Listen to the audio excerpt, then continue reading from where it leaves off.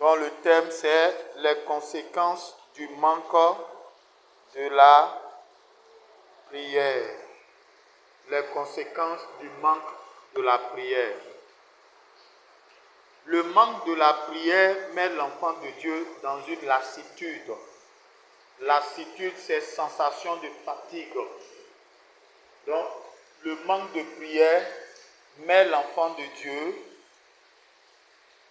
dans une lassitude. Donc, lassitude, c'est le manque de prière. C'est une sensation de fatigue. C'est aussi l'assoupissement. C'est aussi l'abattement. Donc, tout peut rentrer dans sa vie.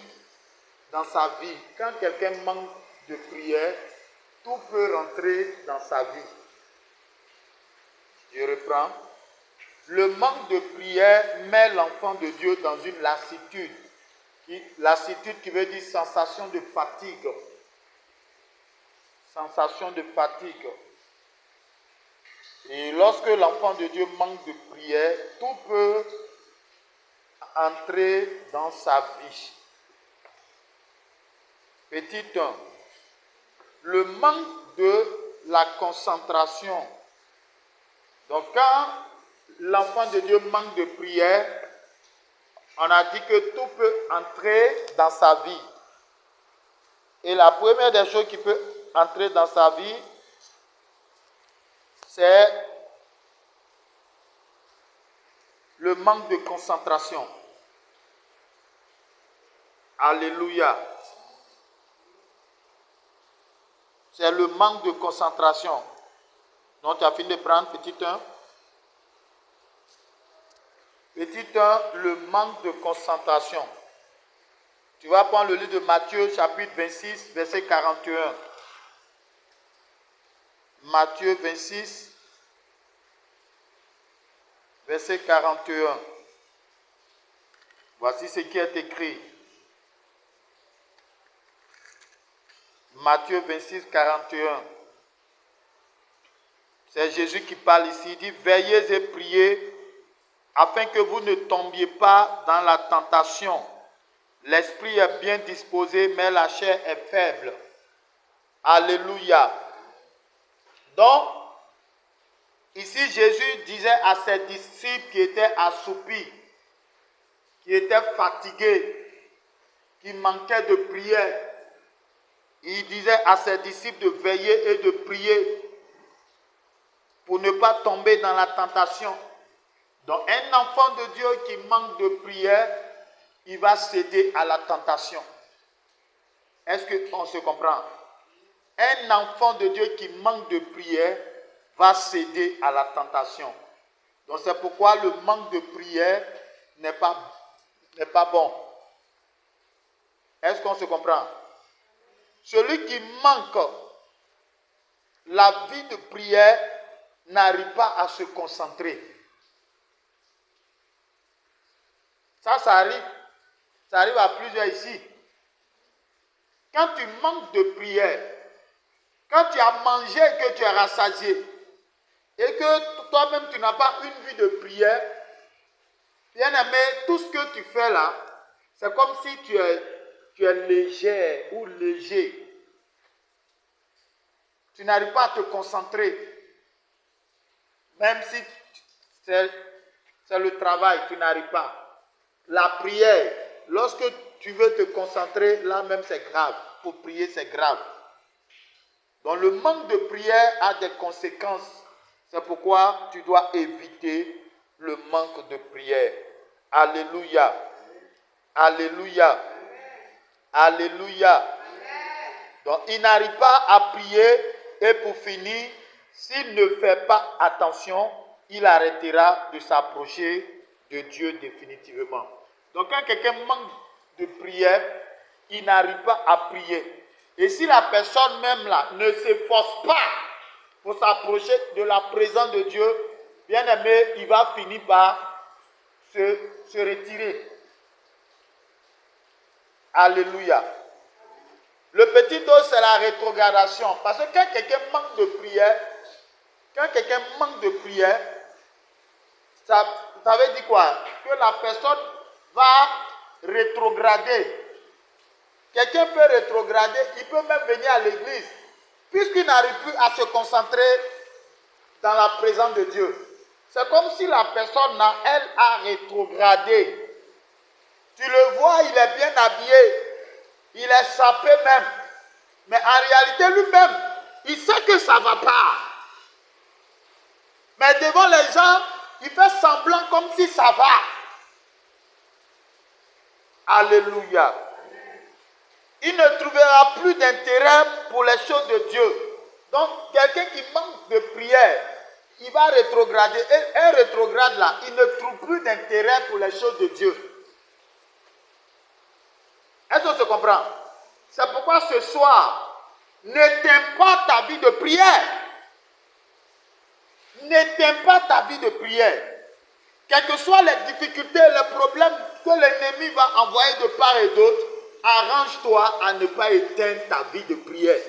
Arrange-toi à t'approcher continuellement du Seigneur.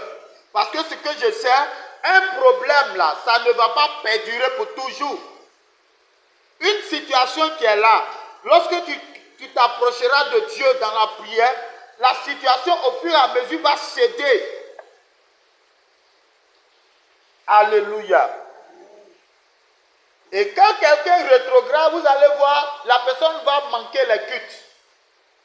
Et si la personne manque les cultes, ça ne lui dit absolument rien. Or, avant, même lorsqu'il venait en retard, je suis venu en retard, c'est pas bon. Mais parce que la personne manque de prière, ça fait que ces priorités-là sont sur d'autres choses. Alléluia. Alléluia. Gloire à Jésus. Il va préférer passer plus de temps devant la télévision.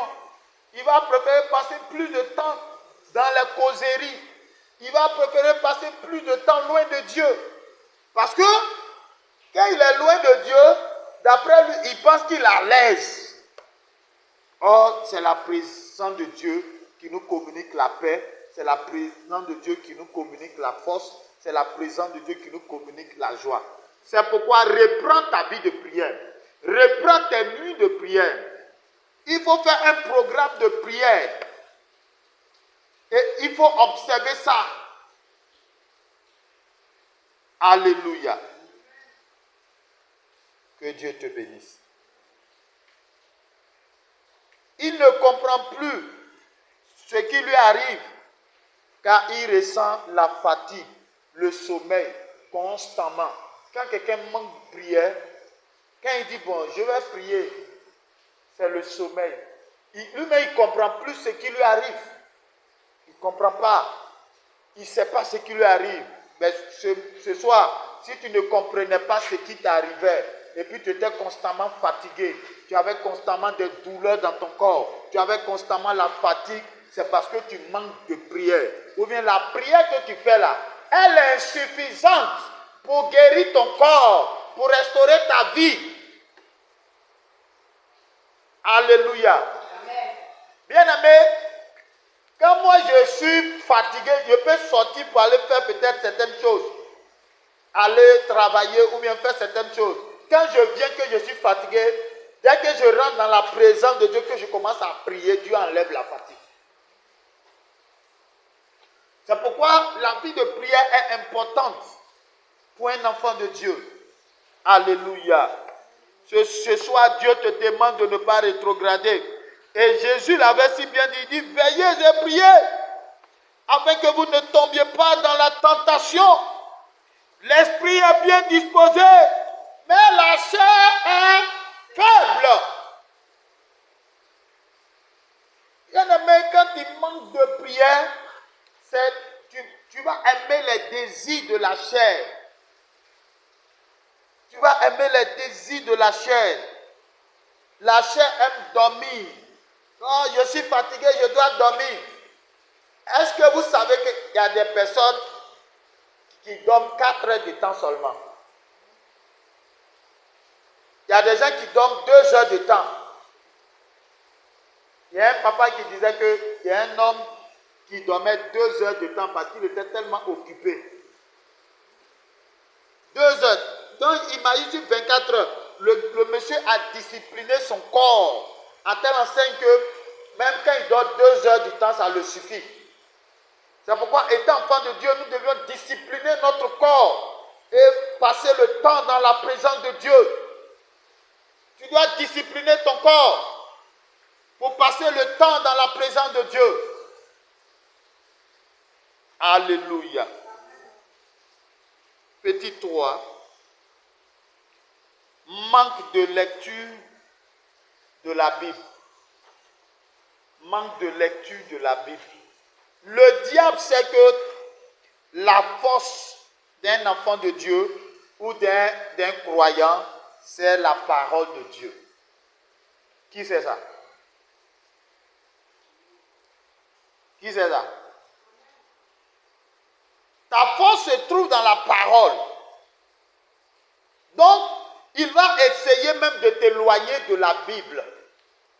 Il va essayer de t'éloigner de la parole de Dieu. Pour que tu ne lises pas la Bible. Parce que c'est en lisant la Bible que tu vas voir les paroles, ce que je suis en train de te prêcher là. C'est parce que j'ai vu ça dans la Bible que je suis en train de te prêcher. J'ai vu que Jésus dit qu'on ne doit pas, on doit prier sans cesse pour ne pas tomber dans la tentation. Maintenant, si toi tu ne sais pas ça et que tu ne lis pas la Bible, comment tu vas découvrir ça? Alléluia.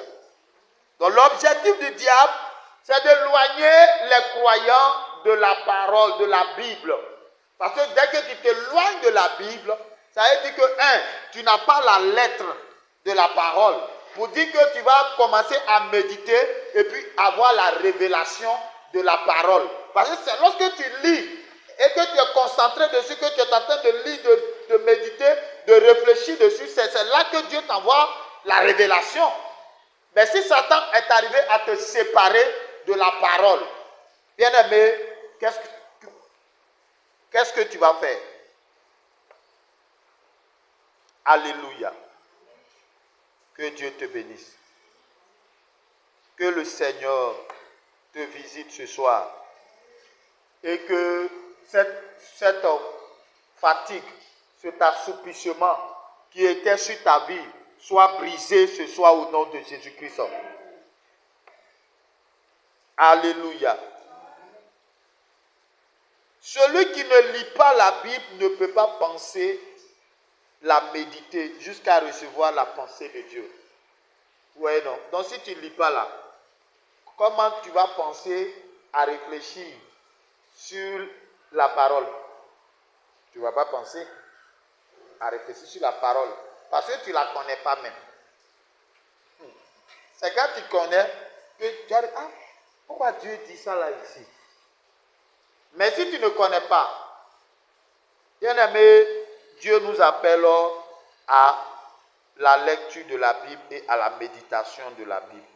Pour que nous soyons forts et efficaces. Alléluia. Donc le manque de prière a de nombreuses conséquences. Petit 4, la mort spirituelle. Il est tout le temps épuisé. Tu vas prendre Genèse 3, verset 7. Genèse 3, le verset 7. Genèse chapitre 3, le verset 7. La Bible dit, les yeux de l'un et de l'autre s'ouvrirent. Ils connurent qu'ils étaient nus et ayant cousu des feuilles de figues, ils s'enfirent des ceintures. Alléluia. À ce niveau, le croyant qui était feu et flamme, qui avait une communion avec Dieu, perd sa communion. Il peut mamonner quelques sujets de prière, mais en réalité, il sait que ces sujets de prière-là ne peuvent pas l'aider. Or, Dieu l'attend dans la profondeur avec lui. Dieu attend qu'il vienne dans sa présence pour s'abandonner totalement à lui, pour qu'il puisse l'aider. Mais il n'a pas le temps. Il est occupé par d'autres choses, par le travail. Il est occupé par toutes sortes d'activités. Il n'a pas le temps de venir dans la présence de Dieu, alors que sa vie de prière est en train de mourir. Alléluia. Et péché entre dans sa vie. Parce que quand quelqu'un manque de prière, qui rétrograde, le péché entre dans sa vie. Et quand le péché entre dans sa vie, la Bible dit que quand Adam et Ève ont péché, qu'est-ce qui s'est passé? La Bible dit que leurs yeux se sont ouverts. Et ils ont vu que quoi? Ils étaient nus. Donc, bien aimé, quand tu as la vie de prière, ce zèle que tu as, cet engagement que tu as, bien aimé, c'est un trésor. C'est un trésor que Dieu nous a donné. Lorsque nous avions la vie de prière, nous avions un trésor. Parce que le Seigneur est glorifié toujours dans notre vie. Nous sommes feu et flamme. C'est pourquoi nous ne devions pas perdre la vie de prière. Nous ne devions pas perdre notre communion avec le Seigneur. Si nous perdons notre communion avec le Seigneur et que ce feu qui est en nous s'éteint, bien aimé, nous serons misérables. Tous ceux qui ont perdu la vie de prière, tous ceux qui ont abandonné la présence de Dieu, aujourd'hui, s'ils te racontent ce qu'ils vivent, bien aimé, tu vas bien attraper le Seigneur dans la prière. Parce que quand Adam et Ève ont péché, c'est là qu'ils ont vu c'est là que leurs yeux se sont ouverts. C'est là qu'ils ont vu qu'ils étaient nus. Donc quand quelqu'un manque de prière, le diable le vole. Le diable le met dans la nudité. Est-ce qu'on se comprend? C'est là toutes les grâces que le Seigneur t'avait données. Toutes ces bénédictions que tu portais, ces grâces que tu portais. Le diable te vole tout. La santé que tu avais, le diable enlève cela. La force que tu avais, l'amour pour Dieu, le diable enlève cela. L'amour pour ton prochain, le diable enlève toutes ces choses de ta vie et il te laisse nu. Alléluia. Bien-aimés, ce soir, le Seigneur nous appelle à la prière. Le Seigneur nous appelle à la communion avec lui. C'est vrai, tu peux traverser des temps difficiles, tu peux traverser des temps d'épreuve, mais ne perds pas ta communion avec Dieu. Parce que c'est ta communion avec Dieu qui va te permettre de relever le défi, qui va te permettre de changer les données. Parce qu'une personne qui est en communion avec Dieu, dans la prière, cette personne-là, Dieu va le visiter. Plusieurs personnes peuvent dire de lui qu'il prie, mais lui-même sait qu'il est déconnecté de Dieu. Ce soir, ma prière pour toi, c'est que tu ne sois pas déconnecté de Dieu. Alléluia. Bien aimé, quand tu es déconnecté de Dieu, il faut lutter pour te reconnecter. Parce que si tu ne luttes pas pour te reconnecter, tu seras exposé à beaucoup de dangers. Que Dieu te bénisse. Que Dieu te garde dans sa présence. On ne peut pas tromper Dieu, mon frère, ma soeur. Tu peux dire aux hommes, oh j'ai pris. Tu peux dire à tes frères et soeurs, oh j'ai pris. Mais toi-même, là, quand tu es là, tu sens le vide. Tu sens le vide. Tu dis tu pries, non? Mais en toi, tu sens qu'il y a quelque chose qui manque. Tu n'as pas la paix. Parce que tu as perdu la communion avec Dieu. Que Dieu nous aide. Que Dieu nous soutienne. En effet, Satan relâche des esprits gardiens pour l'empêcher de prier, pour qu'il ne retrouve plus sa communion avec Dieu. Donc quand quelqu'un perd sa vie de prière, là, Satan envoie des démons pour le garder, pour l'empêcher même de prier même, pour l'éloigner même de la présence de Dieu, pour ne même plus qu'il revienne dans la présence de Dieu. C'est là, la personne va avoir honte de certaines choses. Ah, vraiment, j'ai fait ça là, si je m'en vais là, je vais avoir honte. Les gens vont me regarder, les gens vont faire ceci. Et ces gens de pensée lui viennent dans l'esprit. Ces gens de pensée se promènent dans le cœur. Alléluia. Ce soir, le Seigneur t'aime encore. Toi qui as perdu ta vie de prière, le Seigneur te rappelle dans sa présence. Alléluia. Viens dans la présence de Dieu, dans la prière. et le Seigneur va te restaurer. 5. La nourriture et la distraction.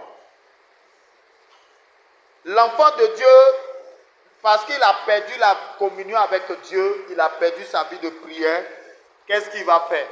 Il va se réfugier dans la nourriture. Il mange, il est beaucoup distrait. Et quand il mange, pendant qu'il est en train de manger, le diable lui dit, il faut manger encore. Il dit, il a fini de manger et puis il a allé prier. Mais il mange à sa grande surprise, ça déborde. Donc dès qu'il rentre dans la présence du Seigneur, Seigneur mon Dieu, et puis il dort. Tu ne dois pas te réfugier dans la nourriture.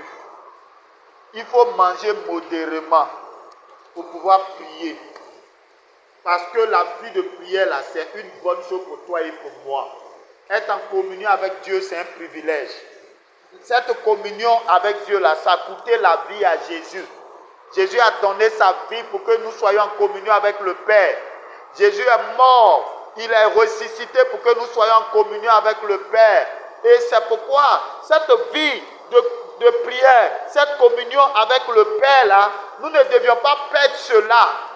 Parce que si nous perdions cela, bien aimé, nous n'aurons pas d'excuses devant Dieu. On ne peut pas dire non, j'étais là, Satan est venu m'attaquer, il y a les démons qui m'ont attaqué, il y a ceux-ci qui m'ont fait ceci, les gens m'avaient abandonné, les frères de l'église là m'avaient abandonné, les sœurs de l'église là, oh celui-là m'avait énervé, celui-là m'avait fait ceci. Bien aimé, si on n'aura pas d'excuses.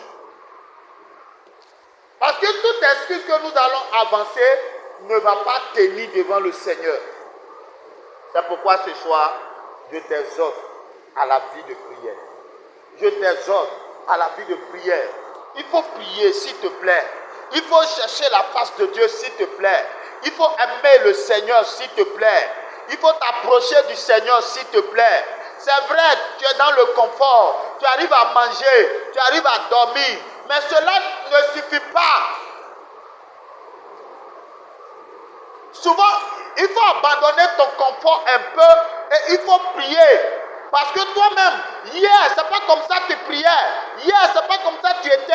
Aujourd'hui, là, tu es en train de t'éloigner de plus en plus de Dieu. Et ce n'est pas bon pour toi. Alléluia. Que Dieu te bénisse. Que la grâce du Seigneur soit avec toi.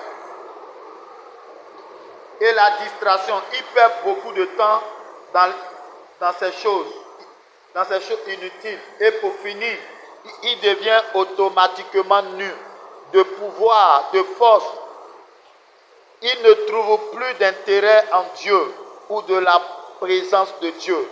Est-ce que tu sais que quand tu perds ta vie de prière là, le diable te vole ton pouvoir, il te vole ta foi, il te vole ta confiance, parce que hier, il y a certaines choses que tu pouvais régler facilement. Il y a certaines choses, quand les situations viennent, les problèmes viennent, tu te dis ça là c'est petit pour mon Dieu. Mais désormais, quand les situations viennent, ça vient t'accabler, ça vient t'engloutir. Et puis, tu ne sais pas comment les résoudre. Or, quand tu es en communion avec Dieu, Dieu va te donner la force, la foi, l'assurance, l'autorité de dominer les situations qui viennent à toi. Alléluia. Alléluia. Tout le monde peut t'abandonner. Tout le monde peut te rejeter. Mais quand tu es en bonne communion avec Dieu, bien-aimé, tu seras dans la paix, tu seras dans la joie. Parce que tu te dis, tous ceux qui t'ont abandonné ne valent pas Dieu. Que Dieu te bénisse. Petit 6, le péché et la mort. Et le monsieur, il mange tellement, il est distrait et les démons que Satan a relâchés contre sa vie, ces démons-là sont là. Parce que peut-être qu'il y avait un peu de feu. Si il ne revient pas, les démons vont lancer des maladies, et la maladie peut continuer jusqu'à ce que la personne décède. Alléluia. Dans la maladie, le manque de foi, le croyant tombe dans le péché Et s'il n'arrive pas à se relever, la mort peut s'en suivre. Il devient un raisonneur, il se justifie, il se plaint, et ainsi de suite. Quand tu vois quelqu'un se plaindre, quelqu'un se justifier, la personne là est en train de manquer la vie de prière.